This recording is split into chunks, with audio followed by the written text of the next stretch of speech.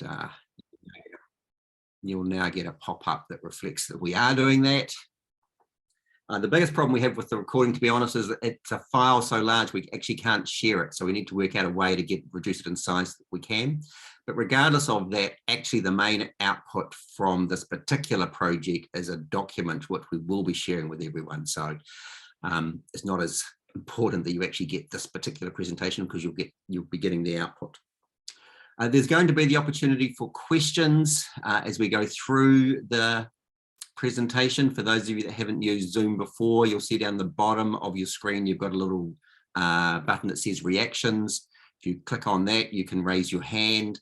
That will alert us, and we'll give you the opportunity to ask your question. Once you've asked your question, don't forget to take your hand back down again, or else we'll come back to you. So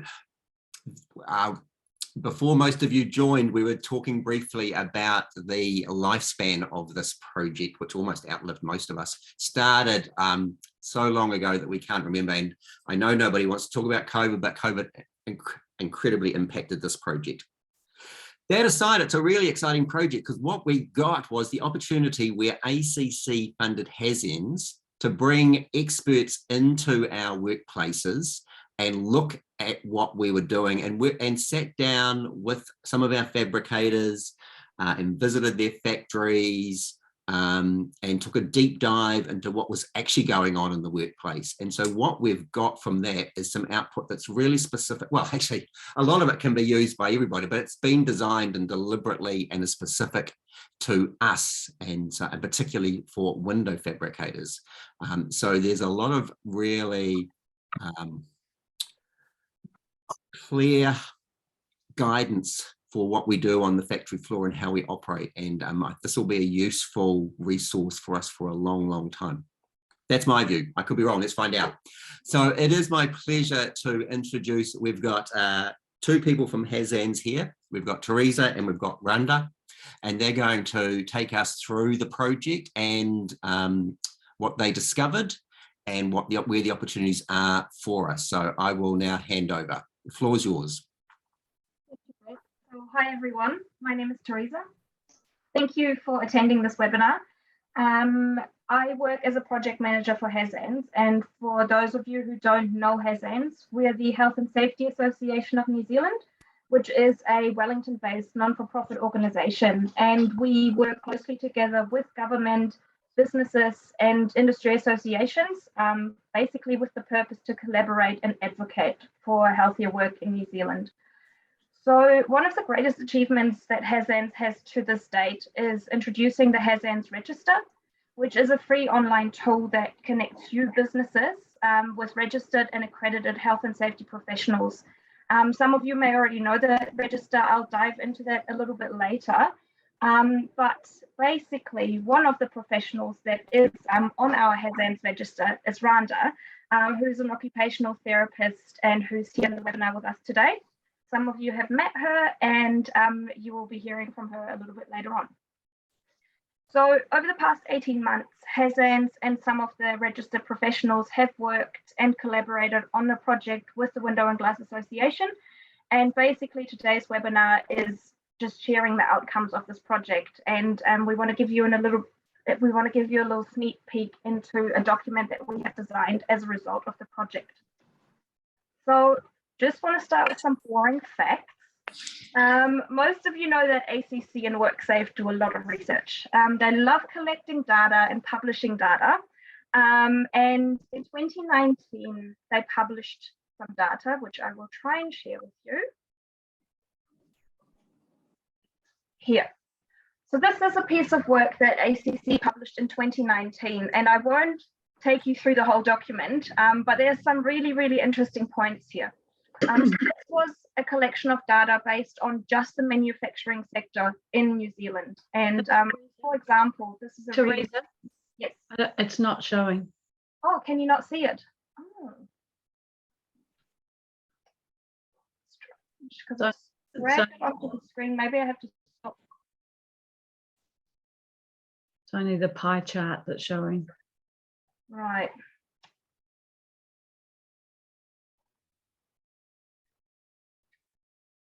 How about now? Nope. That's right. I will just quickly tell you what the data says. So one of the points here says, if we can judge the seriousness of the injuries by the number of days off work, manufacturing workers are experiencing more serious injuries every year. And that should ring some alarm bells. Basically, when a worker is injured, there's some significant impacts to the individual, the business, and the community, as you all know. And a lot of manufacturing businesses are small to medium-sized businesses. So if one staff member is missing due to injury or whatever else may happen, it has a huge impact on everyone within that small business.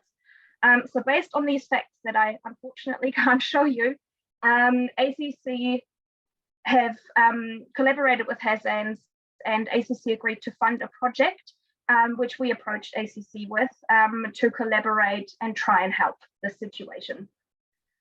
Let me just get back to the presentation so I can see it too.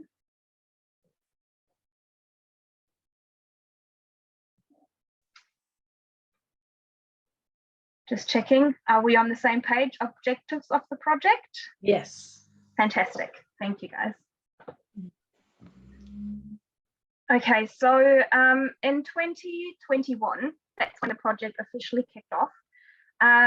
We came up with 3 main objectives. So we wanted to determine and test that by lifting the health and safety and well-being capability of small to medium-sized enterprises in New Zealand, there would be a reduction in incidents and harm to the worker. Secondly, we wanted to educate the market about the need for professional advice to drive demand, and we also wanted to connect the demand and supply sides to increase the health and safety performance of small businesses. So to meet these objectives, we basically asked a few of our HASANZ registered professionals if they would like to support us in this project. Then we approached different industry associations, such as the Window and Glass Association, who then put us in touch with a few small businesses in your subsector. And that is how our collaboration project was born. So we are really, really proud of this. As Brett said earlier, it's the first project of this kind where the industry has partnered up with the health and safety professionals, with support of government, and they all share the same purpose. We want to make everyone healthier and safer at work. So Rhonda will just take you through the process of the project, just so that you've got a quick overview on what we actually did to achieve writing this resource that we're sharing with you today. Thanks, Teresa. So obviously we met first as a group of professionals, because even though we were based in Christchurch, a lot of us didn't know each other, or we knew of each other but actually hadn't met, which was one of the bonuses of the project. And then we went to do the site visits, which lasted up to 2 hours. And we went in groups, which was an interesting experience, because often we go with one or ourselves or one other. So it was interesting, and I applaud the business owners for all the questions that they answered while we were on site, because they got absolutely pummeled by questions. But it was really interesting from our perspective to see why we were asking the questions we were asking, and what we would do with the answer, but also how similar or how different our views or the angle of what we were looking at within each site, and what value it had to our profession. But it was great seeing the different businesses, because we had small ones and medium ones, obviously, and they were very open, very transparent, and very honest as well, which was absolutely fantastic. And we gave little tidbits along the way of, have you thought about doing this? This seems to be an issue, or celebrated some really good wins. We learned lots along the way. And then some of us went back to do second visits on our own, or with for further testing that we just couldn't do on the group site visits. And then we went into the workshops where we collated, and I'll talk through this in a minute, all the findings and some of the top risks that we identified, that we agreed that needed further discussion with the businesses that were involved. And that was the first workshop. And also just to ascertain where the general knowledge around health and safety was. And so we could start to pitch the information and the resource to the kind of the general, because the general sort of understanding of your obligations around how to meet it and why this the law needs to be met, or the act, and how to, basically how to do it.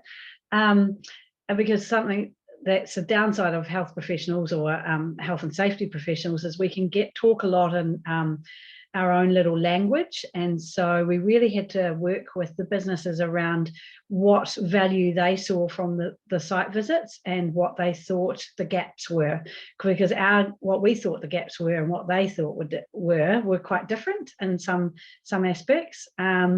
And once again, it was about creating a really confidential space, a really safe space to share, I don't know how to do this, or we think we are meeting our obligations, yet as health professionals, we were saying, or health and safety professionals, we were saying we weren't, they weren't. So it was just around having that space to share and collaborate. And then the next workshop, we realized there was a little bit of gap of knowledge, and that we actually had to provide a little bit of education, keep working on those risks that were identified, and really drill down to what the top risks were across each of the three businesses that we went to, but then actually just give back.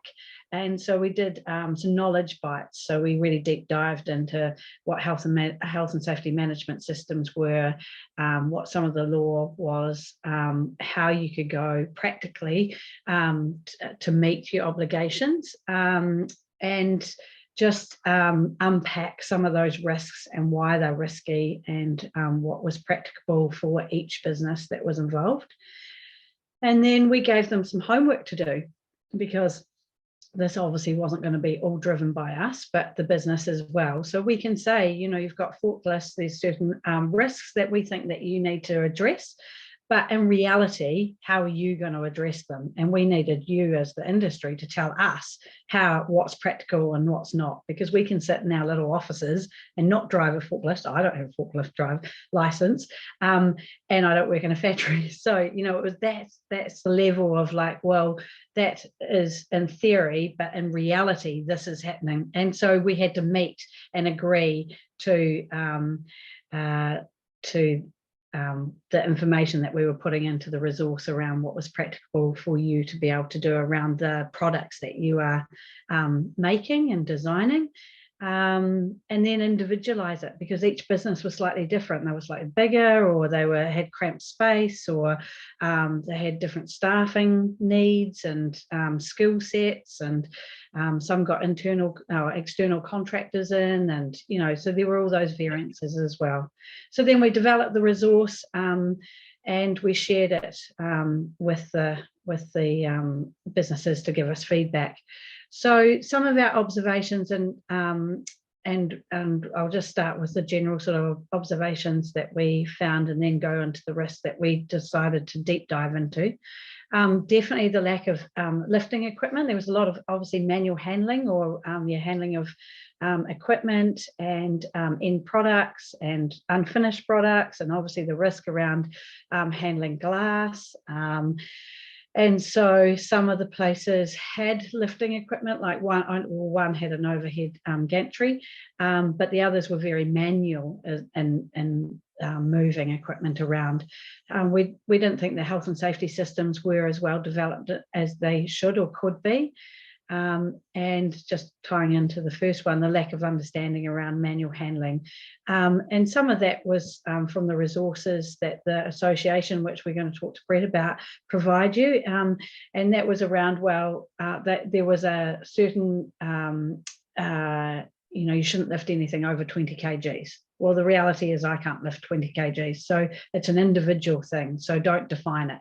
And so we really had to unpack that with one of the businesses, which was an interesting process to go through. But it was amazing, some of the equipment that had been made by the businesses to move the material around. And so that was a real insight for us and learning for us as health and safety professionals. There was a real lack of understanding around the health risks around noise and dust, and how to manage it and how to monitor it, what levels should be met, what equipment, the PPE should be purchased, and what is too much noise, what's too much dust and how, like I say, how to manage it.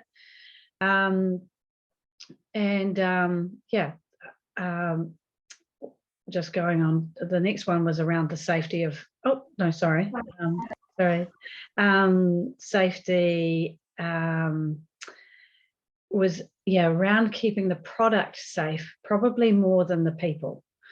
Because the product is really expensive, but so are the people, because you'll know if you have people off, especially now when it's so hard to get staff, with discomfort, pain or injury, which is DPI, as ACC classifier as discomfort, pain and injury, the return to work process is really slow and arduous, and it affects your ACC levels. So there was a real lack of understanding or connection. If you're going to buy a certain piece of equipment, what policies and procedures and processes do you need to go through to ensure that equipment's usable, people understand how to use it, is it practical? There was one business that had a piece of equipment that they managers purchased and was never used because the workers didn't want to use it, they didn't like to use it. So there was kind of that sort of disconnection. One manual with one set of resources and consistency was useful. We enjoyed looking into those. And another benefit was just we were all just coming from different angles, but very complementary as a health and safety professionals, complementing each other, and which I think the businesses really benefited from. What we decided was there were people that were having auditors, health and safety auditors coming in, but it was the same person every 3rd to 5th year. It varied. And we were just saying it would be interesting and beneficial to have maybe if your audits every 3 years of your health and safety management systems, every 5th year have an independent person come in from just to get a different lens or a different perspective. Makes it a little probably confusing from your end, but it just means that you're not getting the same advice all the time, because there are variances, unfortunately, within how you apply health and safety to your business. And I've already talked about it was pretty hard to have all of us on site at once. So I applaud the businesses for putting up with us. Okay, next slide. This is where we talked about, we drilled down the risks. So we decided manual handling, HASANZ, mental health and wellbeing, exposure to noise and dust, working at height.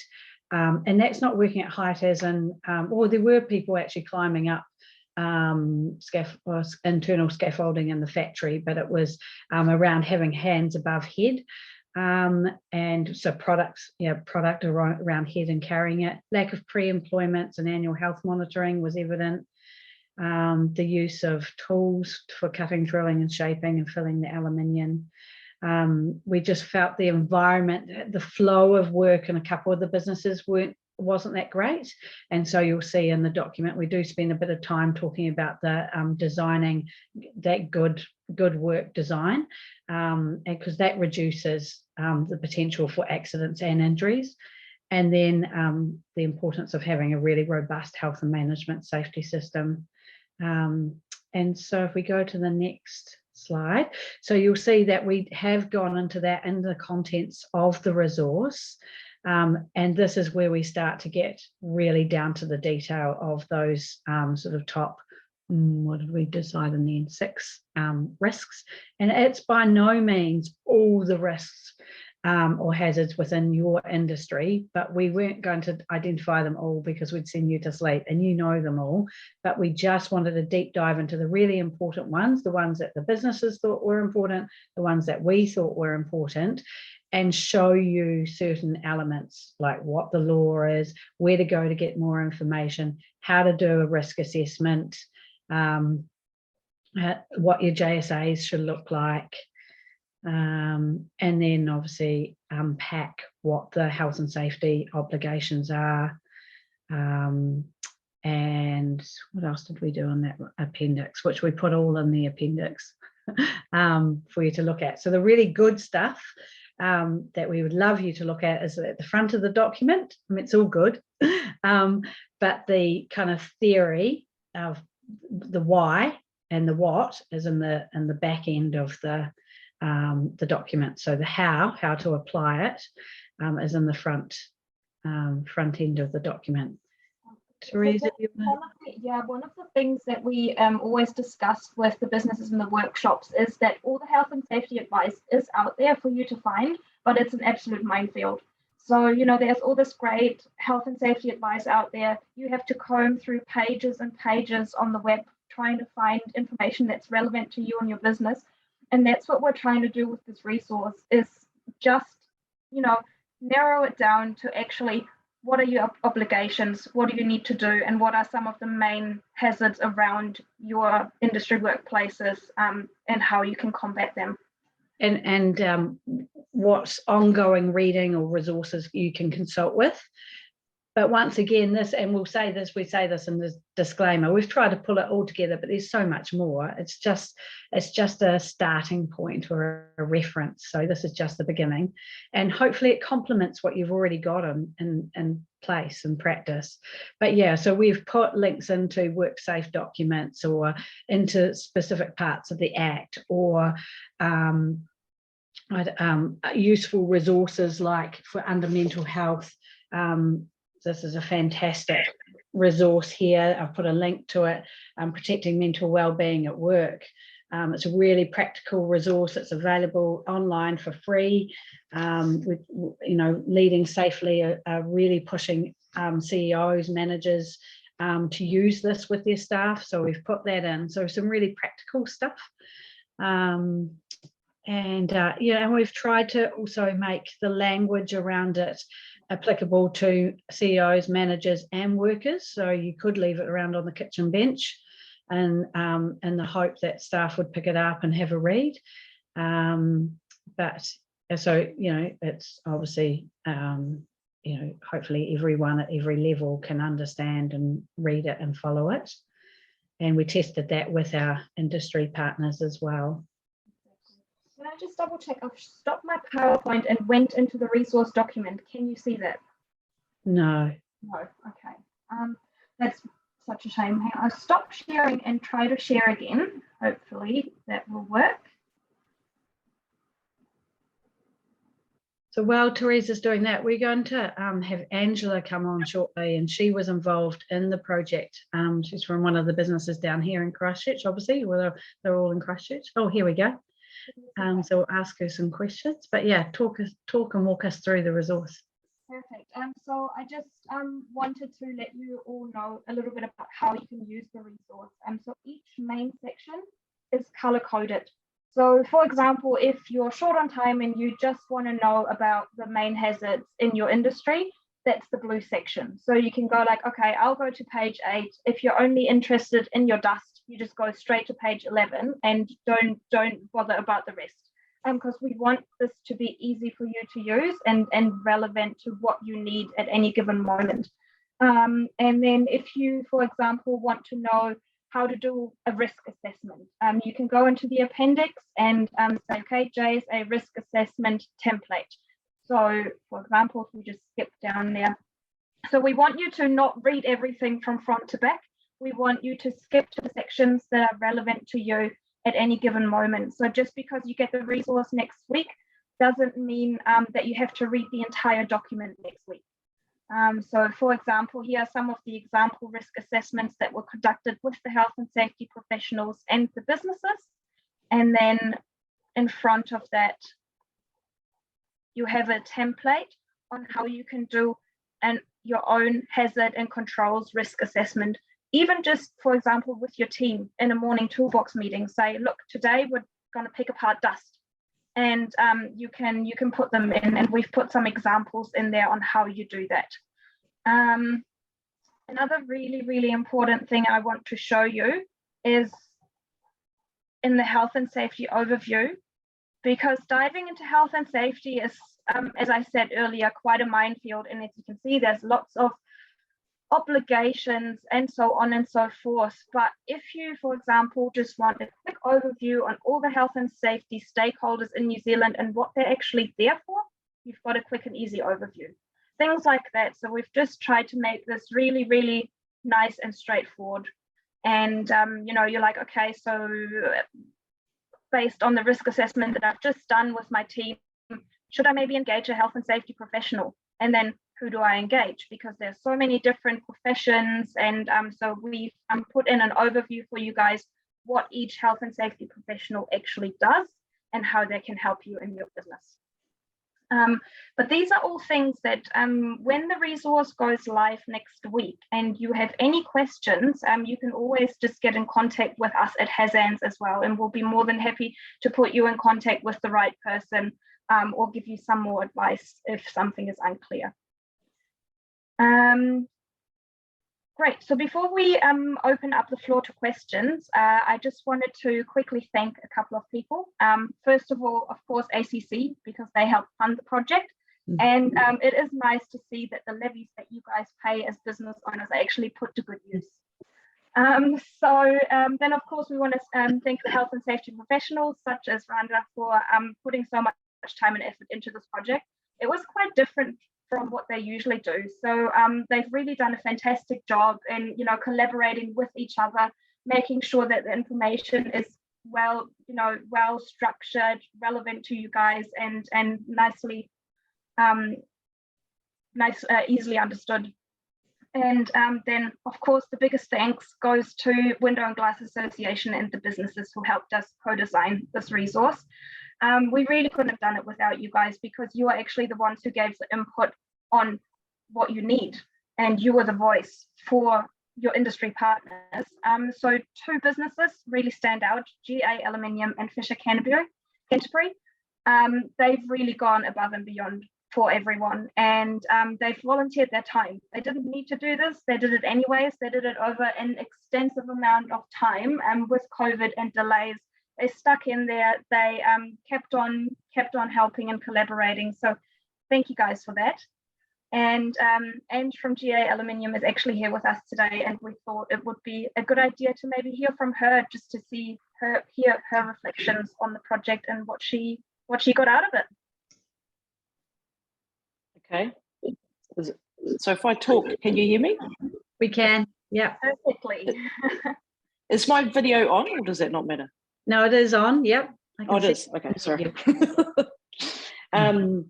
Yeah, so the reason that I took part was mainly because we were going to be moving factory. We were taking the big step in buying a big factory, and so we had to start afresh, basically. It was a bigger factory than what we had, and I guess I just wanted ideas on how to deal with health and safety risks.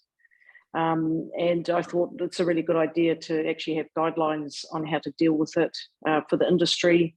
When we started many years ago, we started cold. Gareth and I had no idea about aluminium. And so, I thought, well, what a good idea to actually have something, a resource that you can go to and actually look up and go, oh, how do I deal with dust, or how do I deal with mental health, or, anything that affects our industry. And, my biggest learning was probably so getting ideas of where to look, about these risks, and also like noise is one of our major things. So it was, how do I minimize that around the setup? We did a bit of a plan on, an idea where if you have a factory, then you would do a bit of a layout idea, and so that, to me, that would have been great initially, but it was also good now, and for someone else, when they shift or they start out, they're going, what's a good idea on how to start out, and also just good ideas around things like PPE as well. I mean, I didn't know that around earmuffs, they don't need to be higher than grade 2, which was interesting. So it was all good little bonuses, and it was just meeting different professionals and getting their sort of take on it, and then meeting with the other fabricators too, and just it was quite good to just get together actually and understand what problems they have, and sort of understanding it all, and getting feedback. And yeah, and I think it's a good resource, and I'm sure it will help the industry immensely. So brilliant, thank you. And obviously moving eliminated a lot of your risks that you had at your other, because you'd sort of outgrown your factory, hadn't you? Yes. So that's an extreme way of reducing risk. But you know, it had, you know, and we had another business that moved actually as well, just by the by. But it was just making sure that you moved, when you moved in. You had that forethought before you moved in, because you've got to continue business as well while you're moving. But you've set yourself up for the future, really, and hopefully you probably won't appreciate, because it's still quite new, how it'll be really interesting to check in, say a year later, how you have reduced your health and safety risks. Like your incidences hopefully have significantly reduced, because you don't have that tightness or the cramped environment or the pressure, or, you know, one entry into the factory. And now how many have you got? You've got like 5 entries. Seven big doors. Yeah. Don't use them all, but yeah. But yeah, well, definitely, because space was a major issue, and I had not many, but you know, the odd fall, tripping on something out of the way. So that is our biggest thing, was trying to get the flow to the factory. So yeah, it's really good. It'd be interesting, Angela, to ask staff how happy they are in the new environment versus the old environment, because we often ask staff. A couple of them said the view was spectacular, because they're right up against the Port Hills. Doors. So, but it's just a more enjoyable. It's cleaner. It's nicer. It's neater. It's more space. Yeah, no, they do love it. But once we finish the internal office and really, you know, getting another saw, we've still got a bit of shifting kind of to do to get things finalised. But yeah, it's massive. It's a big change, and it's been awesome. So yeah, nice. Thank you. That's all good. So yeah, I guess we will open up for questions. Have you guys got any questions? Anything you want to know?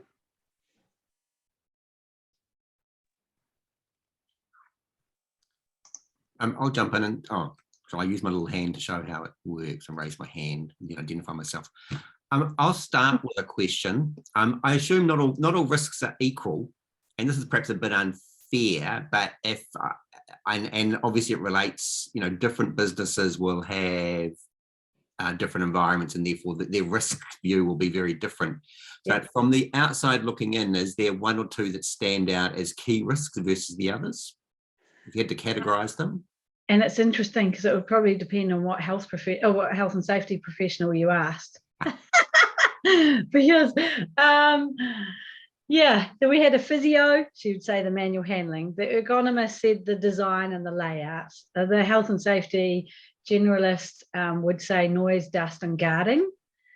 They were probably the big ones. But you know, it was so hard to drill it down to these 6. But we just really felt that these 6 they were ones that we all collectively identified, and the businesses raised as well. So yeah, noise and dust, if you think about that with that, but manual handling, it's really hard at this time, you know, especially in Christchurch, earthquakes, and then we've had COVID, you know, so mental health is a huge thing, and the pressure that your industry's been under for the last, well, I don't know, certainly for the last 2 years has been significant, and that pressure adds to poor mental health. So it's really hard. But I would say these top 6 out of probably 20 that we saw, or how many we saw. And it's funny that you say, Randa, depends on which health and safety professional you ask, because I actually asked ACC, you know, where their biggest priorities lie, and their biggest payouts are actually in sort of the musculoskeletal things, so the manual handling side of things. So it's the injuries that happen from that and the long-term effects. That's interesting, because they don't see the long-term effects normally of hearing, because people you know, obviously age, and then the hearing goes, and then they get industry related hearing loss, but by that time they're over 65, so it's not recorded by ACC. And so they are focused on MSK, musculoskeletal, because that's sort of an instant thing. It's a thing that has people off work, that costs you your levies and your reputation and things, and can mean that people have to be retrained into other roles, because they're not allowed to, they aren't able to return back to their pre-injury role. So it is expensive, but so is losing your hearing.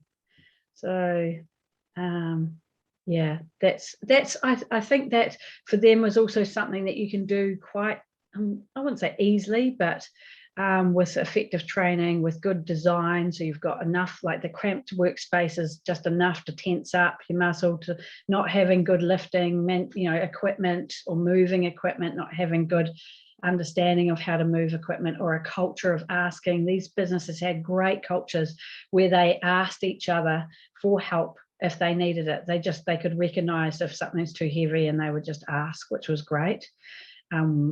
Yeah, so I think that's why they also focus on musculoskeletal, because it's something that could be significantly reduced if we addressed it. But manual handling, it shouldn't just be reduced on its own. It's not just about lifting. It's about, like I say, the design, the understanding, the culture. So much more than just lifting a piece of glass. A good question. Any others? An interesting answer as well. Thank you. I don't see any other hands up, so I'll still stay with my questions till someone interrupts me. We've got this far in terms of the feedback around identifying the hazards. I suspect and assume we actually haven't had time to go. The businesses that we engaged and involved with have now actually done the work around mitigating and minimizing those risks, and these are the results we see. Is there any further work planned in terms of them doing that as a piece of work to understand how easy or hard that was, or is this it in terms of what we get? Put on the spot. Now, officially, this is it, what you get. So I'm working really, really hard with the implementation team at ACC to get a new phase introduced to this project, where we actually evaluate and then go into businesses and see how this resource has actually impacted their everyday how they conduct their business, and if it's made a positive impact. Right. It hasn't been officially signed off yet, but it's looking very good. So that's all I'm going to say. Let us know what we can do to help with that. Thank you. I will. Awesome. We will. And one thing that we're recommending is that you as an association keep this document updated. So, we know how quickly things outdate and then collect dust on shelves. But even things like WorkSafe, documents, I would say, because there's a lot of movement at the moment. I don't know, there always seems to be movement at WorkSafe, but maybe a 12-month review to see if it's still appropriate and all the links work and they're still the most current. And then probably go to every 2 years as well, so that people do know that at least this document is kept current. But yeah, I would love to see like video stories or video scenarios. But yeah, it does cost money, but we still will be championing. This is just the start of something beautiful to come, hopefully. And the other thing is, it's been so successful, could we do it for other industries as well? Yeah. That was a great answer. And so half of me is going, yes, that's a great idea. We should absolutely do that. And the other half of me is going, I don't have time to do that. Yeah. That's a great idea. I appreciate what you're saying. Time is always the factor with everything you do these days. But hopefully with the support of ACC, we can work something out that we can do this together. Yeah. Any questions? Oh, okay. Philip, go for it. Hello, can you hear me? Yes. Okay. I did have a question about chemical storage on site. So we have class 2 aerosols, and then I think we have class 3 liquids. But when I've gone onto the ACC website to determine whether we need a chemical goods cabinet for the class 3 liquids, it can be a little bit confusing. I don't know if anyone can clarify it. Can you, where's we haven't got HASANZ on this one. No, hazardous substances aren't actually part of this particular resource. But when you have questions like that, what you want to do is get in touch with a health and safety generalist who will be quite quickly be able to clarify that for you. Generalist. Okay. All right. Thank you. Yeah, just yeah. If I want to get a hazardous goods chemical locker, it's like, I think they're $2,000. So it's not something that I want to just buy if we don't need, but if we do need it, then we do need it. Yeah. Have to have a locker. You could just have a tin shed out the back of your property that's away from your building by about 2 meters from your building. It doesn't have to be a specialist locker. It can be a garden shed with a lock on it. Yeah, and we saw that in the businesses. Just it was inside, but access was external was with a padlock on it. Yeah. It depends on the quantity you have. That's right. We did try that, but what we found was that it got so hot in the summer months that it actually made the chemicals go off, and then we had to throw some of it away. What are your class 3s that you need to put in the shed? It's typically the galv seal. We just got on shelves in the stock cupboard because we don't have a quantity. That's the quantity that you don't have enough of, that it needs to be in a locker. Because I think when you combine the amount of galv seal we have on site with the amount of solvent that we have on site, it goes over the limit that was recommended by ACC, which is why I'm asking the question. Is it just one chemical, or is it the combination of all class 2, class 3 chemicals? No, they're all different. Yeah. I would check the WorkSafe website. Don't go to ACC because you'll never get a clear answer. Yeah. Go on the WorkSafe website, because if you ever audited, WorkSafe is the only one that's ever going to give you the correct answer, and they're the one that are going to hang you. So go on the WorkSafe website, and that's the best place to get your best answer, and everything is on there. And they have a handout called Managing Your Hazard Substances as well. Substances. So Okay. yeah. And obviously, if you do your safety data sheets, it tells you how to store it as well. Okay. Thank you very much. That's okay. I think Richard, Richard looked like he had a question, maybe. It just, can you hear me? Yep. Thank you. Do you happen to know what the average reading age of a Oh, yes. male adult is? We did that. Now, what did we did the reading age check, Teresa? So with the first draft, it was the average reading age of a 16-year-old, and we have gone down to around 12, I think, now. Sorry, did you say 12 years old? Yeah. It's dropped a lot, hasn't it? Yeah. So and beyond that age group, when you get into in the low 20s, where's that sitting? Do you know? in the late 20s, and 22, 23, that group, yeah. where are they at? Don't know. So when in health, because I'm an occupational therapist, we have to do it as for 12-year-olds, because at a minimum people should be able to read that, no matter you as a manager or a health and safety manager or CEO, you're going to be able to read that and interpret it and apply it, and hopefully those that are reading at a 12-year-old will be able to as well.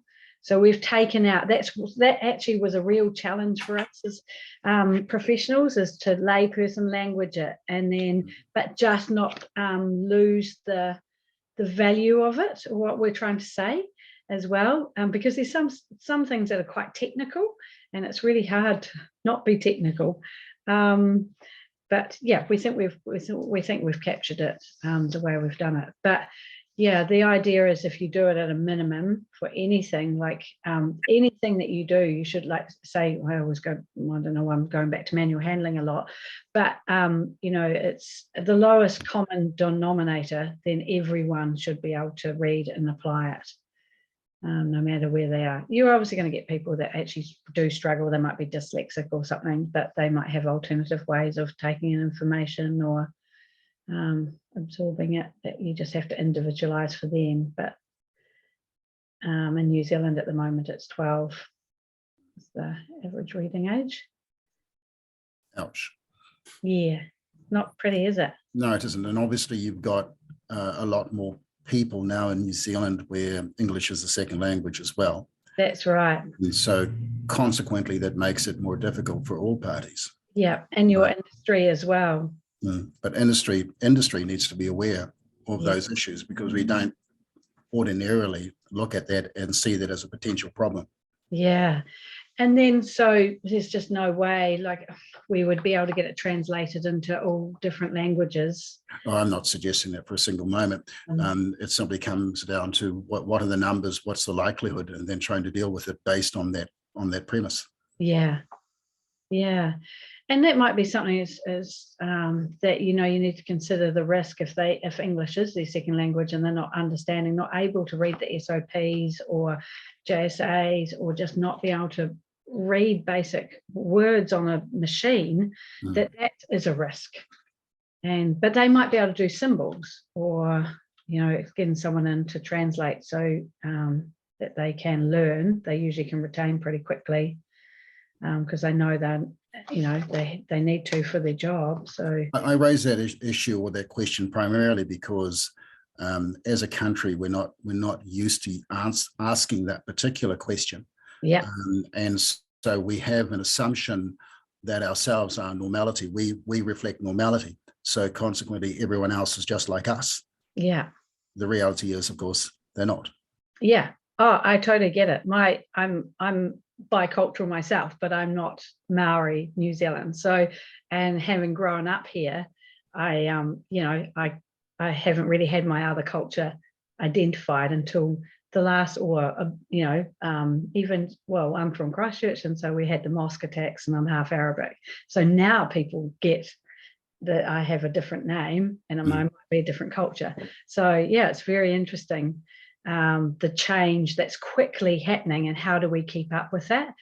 And it's a challenge, it really is, but it can be done because it happens in other countries, and it happens well in other countries. So we've got a lot of learning to do. And it would be interesting to ask WorkSafe that if they have data sheets and information in other languages, because in health we have to have that. There's all sorts of languages in health. I don't know that there's a process that you can just engage with, but I would expect that there is an approach that you can put in place that at least alerts you to the potential of a problem. Yeah. And maybe people need to have that as an access point to establish whether it exists or otherwise.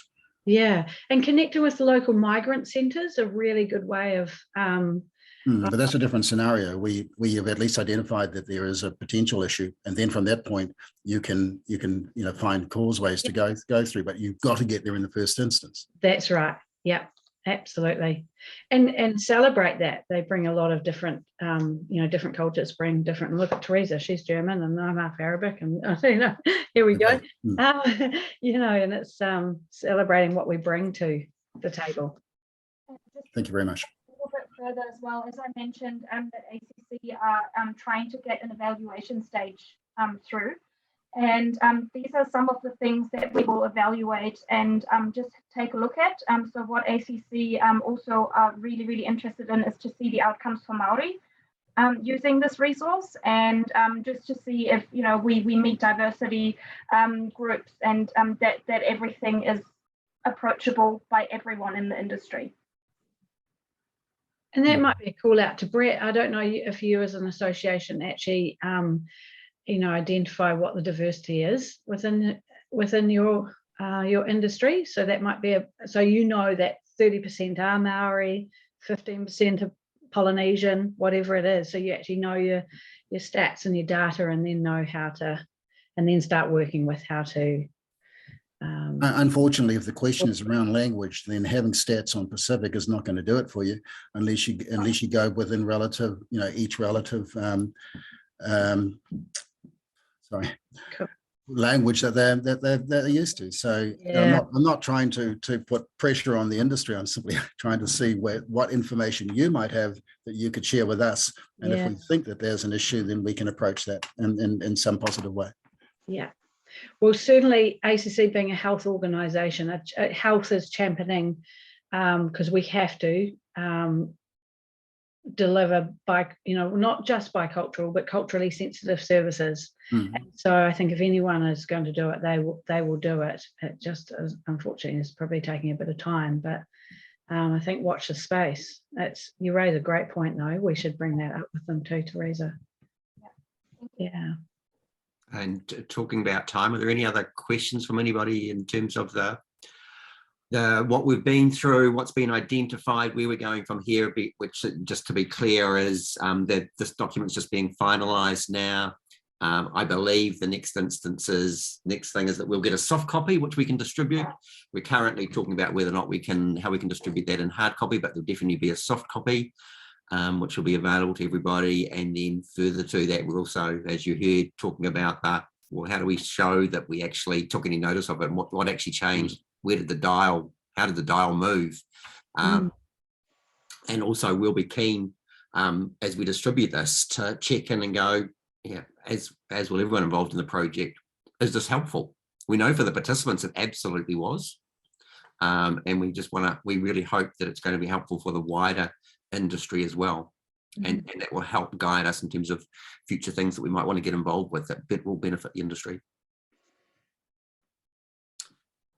That's me talking a lot. Any last questions, last chance? I'm assuming there are none, because you're having... Teresa, are you just going to do the HASANZ? Show the HASANZ. Time allows. I'd much rather, if anyone else has questions, I would much rather would answer them.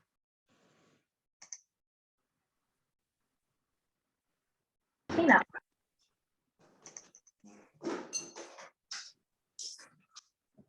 You're still on mute, Tina. Okay, just a question. One of the areas that you've identified as a hazard, one of your key 6 areas, you've got down there is mental well-being. Now, with regards to that particular subject matter, how did you approach discussing that with the workers? Because it's a soft skills, a human skills approach, as opposed to the others, which are very technical and documented. So how did you actually go about approaching staff, or actually approaching that particular subject? So remembering when we went on the site visits, the business owners or the health and safety reps came and they brought it up as issues that they were having with their staff or noticing. So they had actual incidences. But these 2 documents, which I've referenced in this resource, I would highly recommend. So it's by Zero Harm, and I've had a psychologist develop them, Mental Health and Wellbeing at Work, and they offer a really practical resource of exactly how to do that. And on the back page of it, there's 2 books. Thank you. Can I please illustrate the job? Central Thursday. No, Sorry. I think that's Dell. See you tomorrow. Sorry, a lot of background noise. Yeah, Dell, can we mute Dell? Yeah, I see. I can't work out if I need to mute. I'm trying to mute somebody. Here we go. I think I've done it. Okay, perfect. So I was just going to say, on the back page is an assessment. It's called a CEO assessment, but it needs to be probably a leader within your business, assessing where you're at as a company first. So that's a great place to start. And then it's got some really good practical resources of how to have those conversations with staff, how to build resilience and strength within your organisation, how to get some champions to feel comfortable to have those conversations. And otherwise, I don't know, I guess this is my my field. It's probably getting someone in from the HASANZ register who's got a mental health background, who's comfortable. And sometimes it's quite nice to have an independent person come in. And it's around doing the work, the mahi, before the issues arise, so that staff have the resilience to cope with whatever's coming their way. And just recognising that it's not just mental health as in a psychosis or bipolar or anything. It's also things like bullying, harassment, the constant pressure and stress that your industry's been under.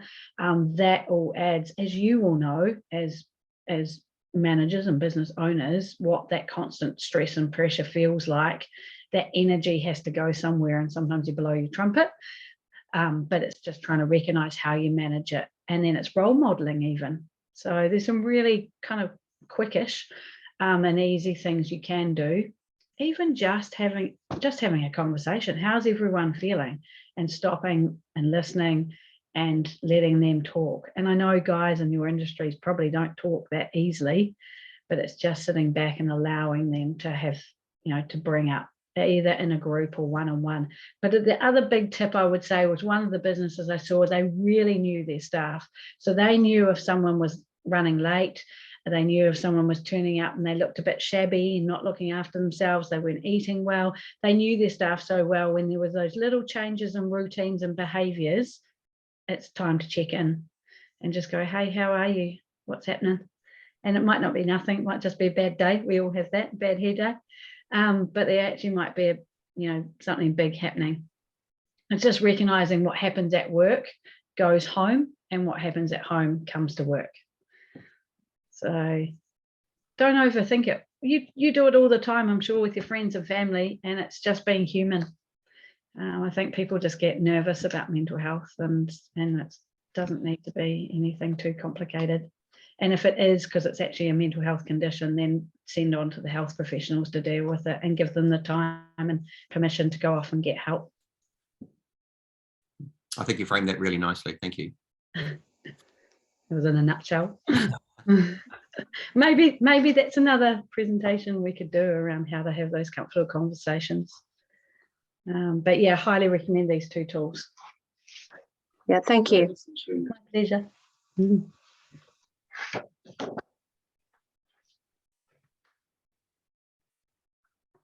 And I think at this point, I'm saying we're done. Perfect.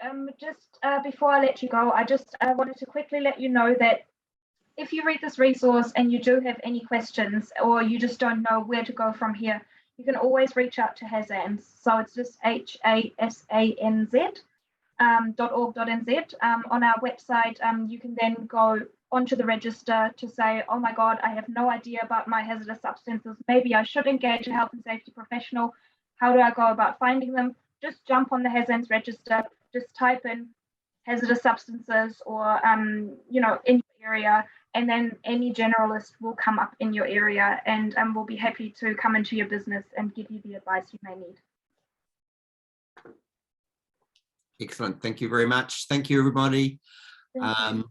This is a great occasion for us to have got to this point. So I really look forward to being able to distribute this and share it with you, and for us to take advantage of the learnings. We'll all be better off. Enjoy. Thank you for arranging that, Brent. Thank you. Bye. Appreciate it. Cheers. Thank you. Bye. Thanks. Bye.